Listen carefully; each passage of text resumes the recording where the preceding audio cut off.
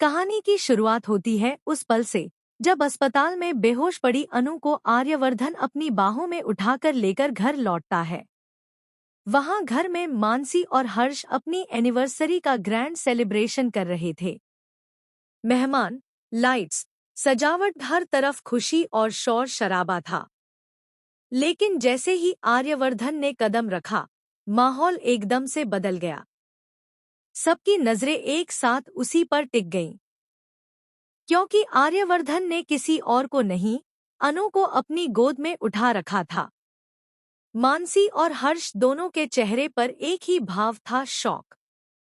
यह यहाँ कैसे? मानसी की सांसें अटक गई। हर्ष के चेहरे पर भी बेचैनी साफ जाहिर थी। लेकिन आर्यवर्धन बिना किसी पर ध्यान दिए सीधे अनु को अपने कमरे में ले गया। उसकी माँ, जो हमेशा आर्यवर्धन और अनु की निकटता को देखकर खुश होती थी, उसके चेहरे पर एक राहत भरी मुस्कान थी। जैसे उसे पता था ये रिश्ता कुछ अलग है, कुछ पवित्र, कुछ जन्म जन्मांतर वाला। कमरे में अनु धीरे धीरे होश में आती है।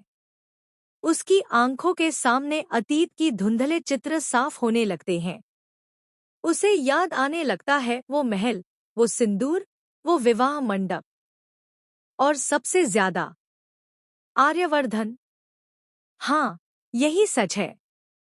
अनु कोई साधारण लड़की नहीं, वो राजनंदिनी के रूप में इस जन्म में वापस लौटी है। वही राजनंदिनी जिसने पिछले जन्म में आर्यवर्धन से विवाह किया था। वही प्रेम, वही बंधन, वही अधूरी कहानी। अनु की आंखों से धीमे धीमे आंसू गिरते हैं। अनु टूटती आवाज में, आर्य, मुझे याद आ गया है, मैं वही हूं, तुम्हारी राजनंदिनी। आर्यवर्धन की सांसें थम जाती हैं, जैसे उसे दुनिया मिलने वाली हो। अब शुरू होगी कहानी का नया मोड़।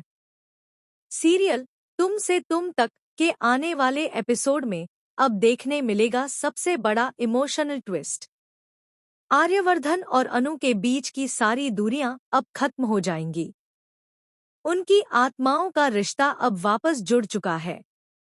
लेकिन वहीं दूसरी तरफ मानसी और हर्ष की बेचैनी बढ़ने लगेगी, क्योंकि उन्हें साफ समझ आ चुका है अब अनु के आते ही सब कुछ बदलने वाला है। सिद्धि माता की एंट्री।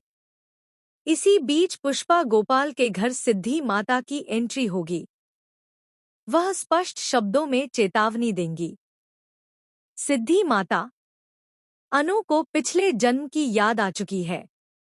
यह सिर्फ प्रेम नहीं, यह भाग्य का लिखा है। बीच में मत पड़ना, वरना पर